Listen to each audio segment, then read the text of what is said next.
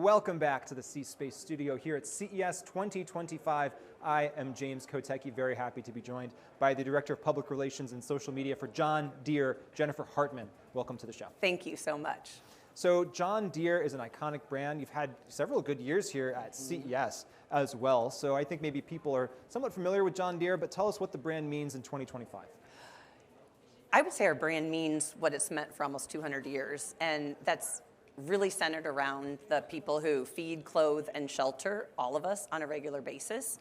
And I think our presence here at CES has been designed around how do we celebrate those industries and help educate the general public and maybe audiences that wouldn't normally learn about Deere or the industries we serve, help them understand the challenges they're facing and how technology is helping them overcome those challenges. So let's talk about some of those challenges and how technology is overcoming them. Let's talk about a few. Yeah, I think one of the challenges we're focused on this year is just the changing labor market. Yeah. And for farmers in particular, the average age of a farmer in the US is 58 years old. Wow. And more kids on farms are moving out to urban areas. Mm-hmm. And so farmers are faced with a lot of challenges in terms of having people that can work on those farms. So we introduced 4 new autonomous machines this year, including landscaping and construction, so that we can help overcome that challenge when it comes to staffing the farm.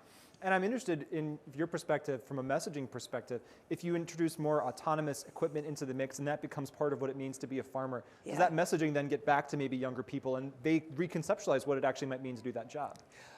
I think we have been trying really hard over the past couple of years, particularly on our TikTok channel, to help those younger generations that are very removed from the farm, help them better understand what farmers are doing on a daily basis. You cannot go throughout a day without one of our customers, whether it's construction, road building, farming, without experiencing something that our customers have had their hands on.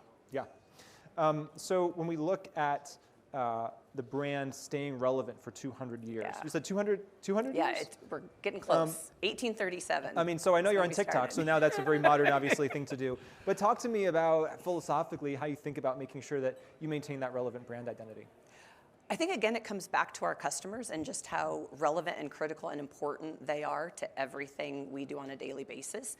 But we've also recognized that being a legacy brand and with content inundating all of us, that we've got to be willing to break out of our shell, maybe take some more risks, maybe be a bit more absurd, make sure that when people are scrolling through their feed and they have a chance or choice to stop and learn about Deere, they're going to stop. Yeah. And that takes, really stretching ourselves and our brand more creatively than we have in the past. Is there an absurd thing that you can share with us that we might find? I think probably one of the most successful activations we've done here recently is just announcing the search for a chief tractor officer.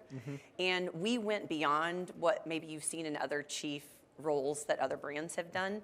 We really onboarded someone to be the face of our TikTok channel. Yeah. And we've allowed him free reign to go out, visit with customers, visit the industries we serve, and make the content. We also just recently signed a chief tractor kid.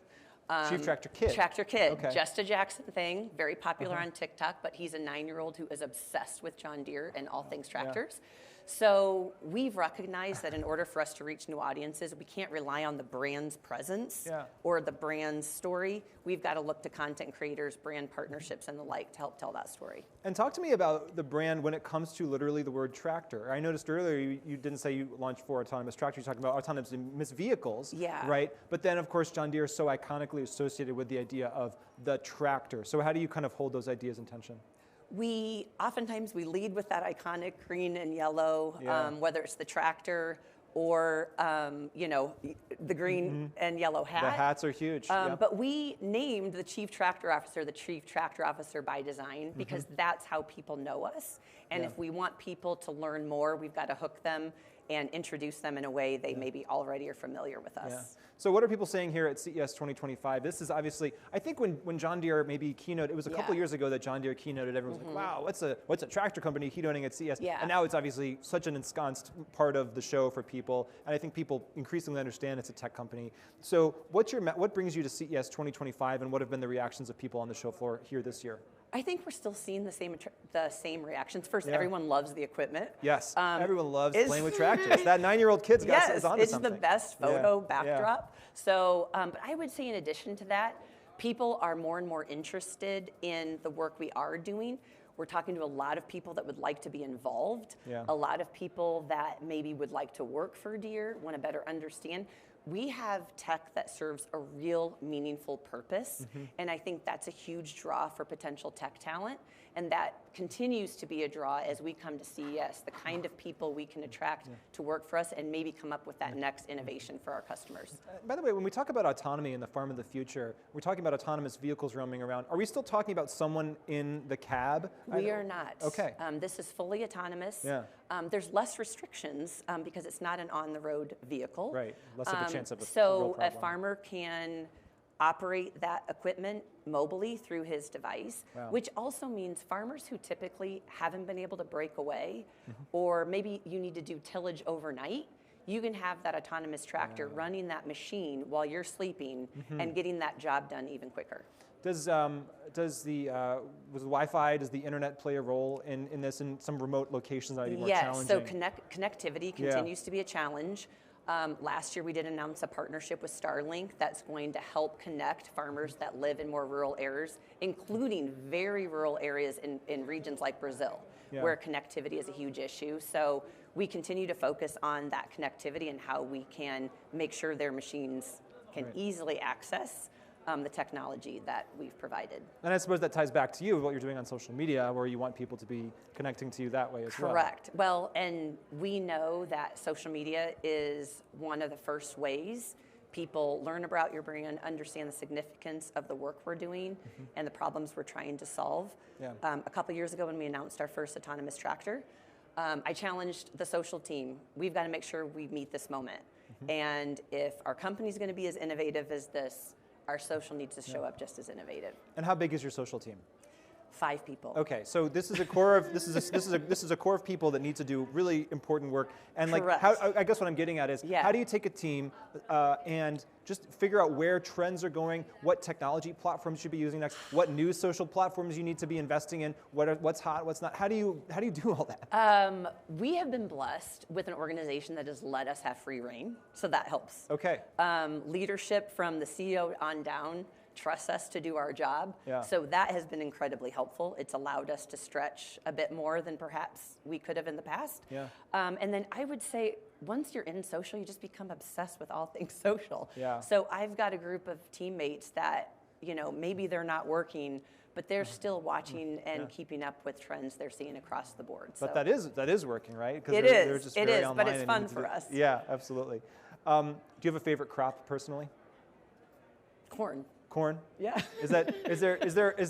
I should say soybeans. I worked for the Soybean Association for a while, but I would say corn just because of the affinity people have for. Corn is a musical on Broadway, or at least it was actually. So you're right, people do have an affinity for it. And as we look out at the year to come, are there any other trends or ideas that you want to highlight for people when we're thinking about the evolution of brand messaging, both for Deere and just for other brands who might want some advice? There's a lot of other brands out there, stalwart brands, who may want to just try and figure out how to stay relevant. I think more and more, it's something like we are exposed to 10,000 pieces of content per day. How do you make sure that your brand is something people want to consume, the content they find? Because honestly, it's all digital now. So it's making sure that your brand shows up in new and surprising and different ways, and in ways that resonates with the audience you're trying to reach. So that could mean brand partnerships, content creators, and innovative brand collaborations that catch people's surprise. People can either click on Taylor Swift and Travis content, or what's happening with the playoffs, or your brand. How do you break through? Taylor Swift and tractor content. Now there's a convergence. Well, we really appreciate you joining us here in the C-Space studio. And thank you for bringing the John Deere insights to us here. Jennifer Hartmann, John Deere, thanks very much for joining us in the C-Space studio. Thanks for having us. And thank you so much for joining us here in the C-Space studio. We are at CES 2025. My name is James Kotecki. Don't go anywhere because more great conversations are just ahead.